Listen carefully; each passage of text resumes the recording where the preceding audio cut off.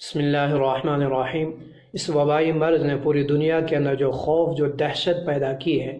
وہیں بہت سے وہموں نے بھی جنم لے لیا۔ غیر مسلموں کو دیکھے تو طرح طرح کی آوازیں نکال کر کے اسے بھگانے کی کوشش، تو وہیں مسلمان غیر موقع پر اذانیں دے کر کے اسے بھگانے کی کوشش، تو کہیں آسمان پہ یہ لکھا نظر آیا، بادلوں پہ یہ چیز نظر آئی۔ یہ ساری چیزیں فرضی اور وہمی ہیں، لیکن اس بیچ دو چیزیں حقیقی ہیں جو زیادہ قابل غور ہیں۔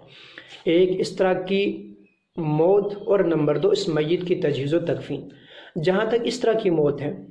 بہت سے لوگوں سے میں نے سنا جی مرنے سے کون ڈرتا ہے، لیکن اللہ کی پناہ اس طرح کی موت سے کہ کوئی تجہیز و تکفین کو بھی نہ آ پائے۔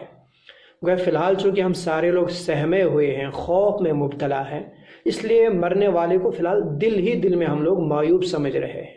لیکن جیسے یہ خوف ٹل جائے گا، اللہ کرے یہ بیماری جلد از جلد ختم ہو جائے، تو جیسے خوف ختم ہوگا پھر ہم ہی لوگ ان کو تانا کسنا شروع کریں گے کہ ایسا تھا ویسا تھا، یہ کیا تھا وہ کیا تھا، تبھی تو اس طرح کی موت مرا کی تجہیز و تکفین بھی نہ کرنے پائے۔ جبکہ حقیقت یہ ہے اس طرح کی موت مرنا یا کسی کی تجہیز و تکفین کا نہ ہو پانا یہ اس کا قصور نہیں، مرنے والے کے اندر کوئی عیب نہیں، اس سے کہ وہ تو اپنی تجہیز و تکفین کر نہیں سکتا، یہ اس کی ذمہ داری نہیں، یہ تو ذمہ داری زندوں کی ہے۔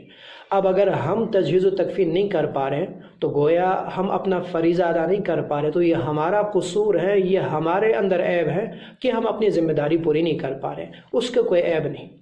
وہیں کشمیر کے اندر جو فی الحال پہلا معاملہ پیش ہوا، چونکہ وہ تبلیغ سے جڑا ہوا تھا، اس لیے میں نے دیکھا مسلکی اختلافات کے پیش نظر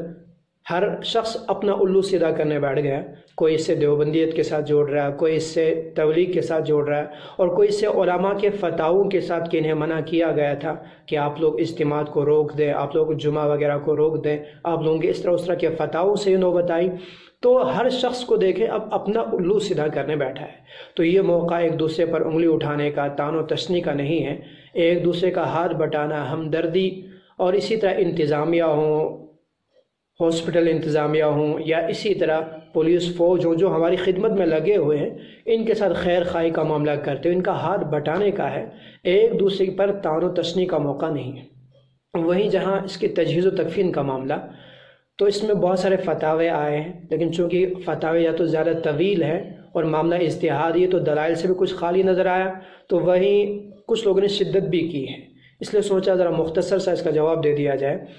قرآن کریم کی آیت ہے لا یکلف اللہ نفسا الا وسعہا، کہ رب نے انسان کو اس کی طاقت، اس کی وسعت کے بقدر ہی مکلف بنایا ہے، اس سے زیادہ نہیں۔ بخاری کی حدیث حضرت ابن عمر فرماتے ہیں کہ جب ہم آپ علیہ السلام سے بیعت کرتے کسی معاملے میں کہ ہم آپ کی اطاعت کریں گے، یہ کریں گے، وہ کریں گے، یقول لنا فی ما استطعتم، تو وہ ہم سے فوراً کہہ دیتے کہ آپ وعدہ تو کر رہے ہیں، معاہدہ تو کر رہے ہیں ایسا ویسا کرنے کا، لیکن فی ما استطعتم، جتنا آپ سے ہو سکتا ہے اتنا ہی وعدے کی پاسداری رہے۔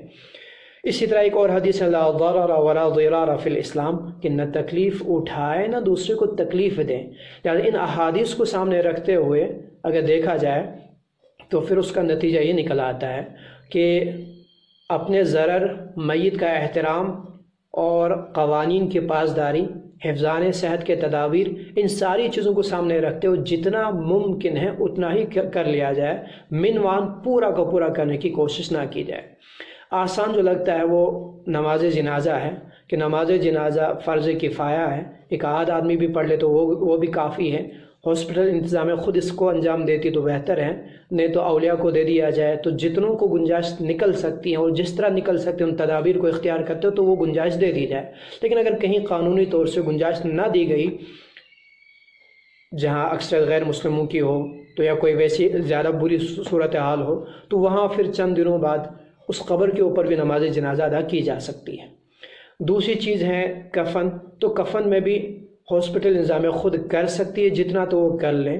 پھر اس کا بل اولیاء کو دے دیا جائے، اور اگر وہ نہ کر سکتی ہوں اور پھر کرنے کی گنجائش اولیاء کو ہو تو ان کو وہ کرنے کی گنجائش دے دی جائے، اور اگر وہ بھی باعث ضرر ہو پھر وہ جس طرح کر سکتے ہیں، وہ جو پیکنگ کرتے ہیں وہ کر لے، اس کے بعد پھر کوئی کپڑا وغیرہ، کوئی چادر وغیرہ قائم مقام جو کفن کے ہو وہ کر لیا جائے تو وہ بھی کافی ہے۔ جہاں تک بات غسل کی ہے تو اطباء تدابیر کو سامنے رکھتے ہوئے جتنا کر سکتے ہیں وہ کر لیں،